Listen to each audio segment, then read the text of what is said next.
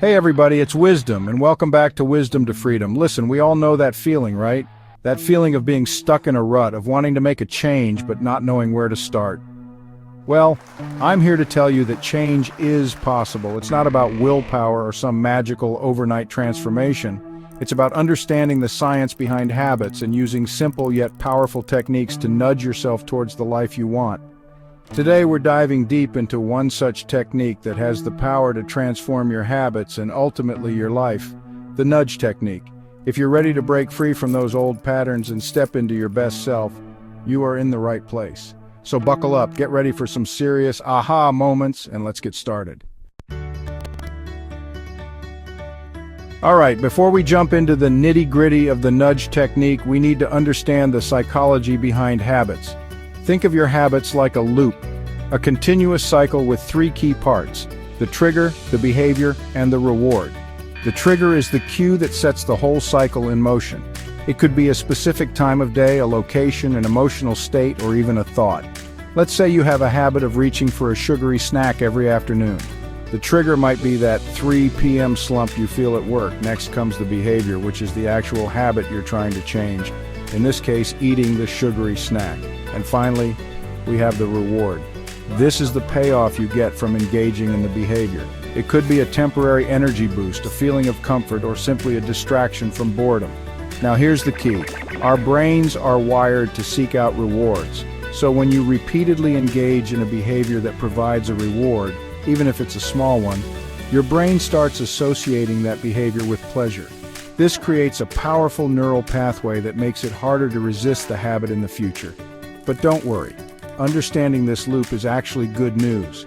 Because once you identify the triggers, behaviors, and rewards driving your habits, you can start to consciously interrupt the cycle and nudge yourself towards new, healthier ones.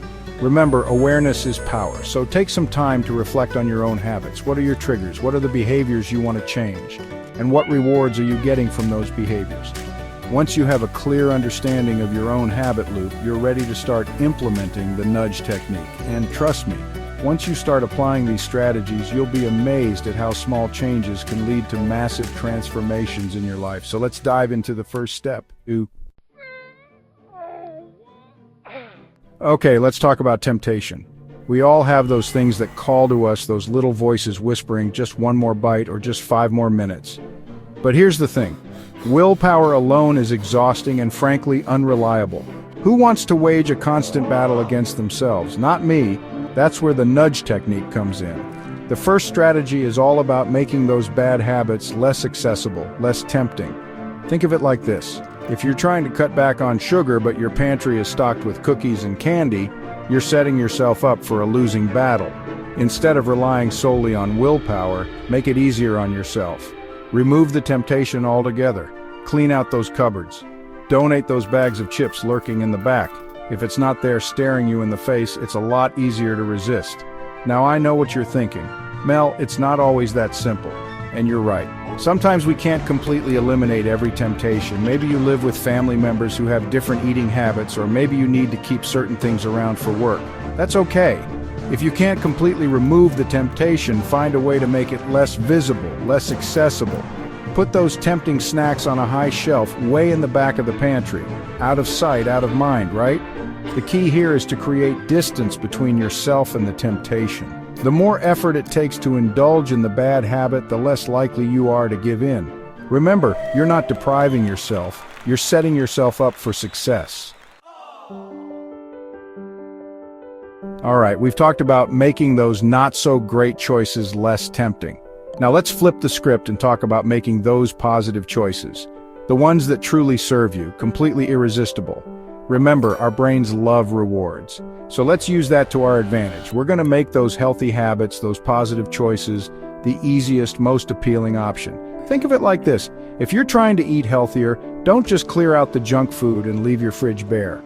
That's setting yourself up for failure. Instead, stock up on delicious, healthy snacks that you actually enjoy. Wash and chop those fruits and veggies and put them in clear containers right at eye level in your fridge. Make them impossible to miss. The same principle applies to any habit you're trying to build. Want to start exercising in the morning? Lay out your workout clothes the night before. Want to read more? Place your book on your bedside table, right on top of your phone. The key is to remove any friction, any obstacle that might stand between you and your desired behavior. Make it so easy, so convenient, that you almost can't help but make the healthy choice. And here's a little bonus tip. Use visual cues to your advantage. Our brains are wired to respond to visual stimuli, so use that to your advantage. For example, you could try color-coding your calendar to track your progress, or create a vision board with images that inspire you. The more you can visually represent your goals and make them a part of your daily environment, the more likely you are to stay motivated and on track. Remember, you're not just changing your habits, you're changing your environment, your mindset, and ultimately your life. Let's talk about the power of visual cues. You know, those little things we see throughout our day that can have a surprisingly big impact on our choices. We're talking sticky notes, colorful reminders, even the way you organize your workspace. Think about it. Have you ever noticed how fast food restaurants use bright colors and enticing images to grab your attention? They know that our brains are hardwired to respond to visual stimuli. Well, guess what? We can use that same principle to our advantage when it comes to building healthy habits. Let's say you're trying to drink more water. Instead of just telling yourself you'll do better, make it visual. Invest in a fun water bottle that you love and keep it filled up on your desk or in your bag at all times. Every time you see it, you'll be reminded to take a sip. Or maybe you're trying to be more mindful about your spending. Try using cash for a week instead of your credit card.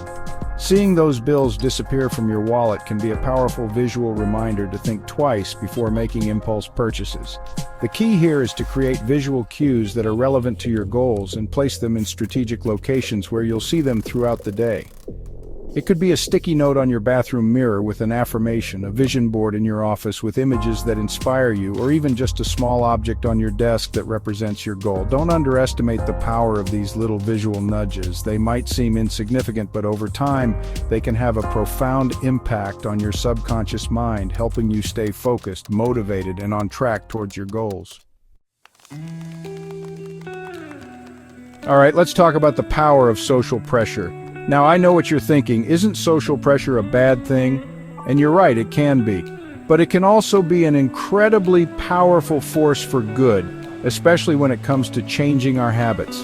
Think about it. Have you ever noticed how much easier it is to stick to a workout routine when you have a workout buddy? Or how much more motivated you are to eat healthy when you're surrounded by people who are doing the same? That's because we're social creatures by nature. We crave connection, belonging, and accountability, and when we share our goals with others, we're much more likely to follow through. So how can we use this to our advantage? It's simple. Surround yourself with a supportive network of people who will cheer you on and hold you accountable. This could be a friend, a family member, a coach, a mentor, or even an online community. Share your goals with them. Let them know what you're working towards and why it's important to you. Ask them to check in on your progress and offer encouragement along the way. And here's a pro tip. Find an accountability partner. This is someone who is also working towards a similar goal. And you can check in with each other regularly, share your wins and challenges, and motivate each other to stay on track. Now, I know it can feel vulnerable to put yourself out there and share your goals with others, especially if you're worried about judgment or failure. But trust me, the right people will support you every step of the way. Remember, you don't have to do this alone. Embrace the power of the pack and let the support of others propel you towards your goals. There you have it, the nudge technique. Remember, lasting change doesn't happen overnight. It's about taking small, consistent steps in the right direction. So start by implementing one or two of these strategies today. See how they work for you, and adjust as needed. The most important thing is to be kind to yourself throughout the process.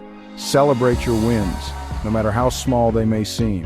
And if you slip up, don't beat yourself up about it. Just acknowledge it, learn from it, and get back on track.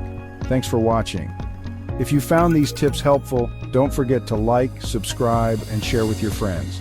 Let's create a community of positive change together. See you next time on Wisdom to Freedom.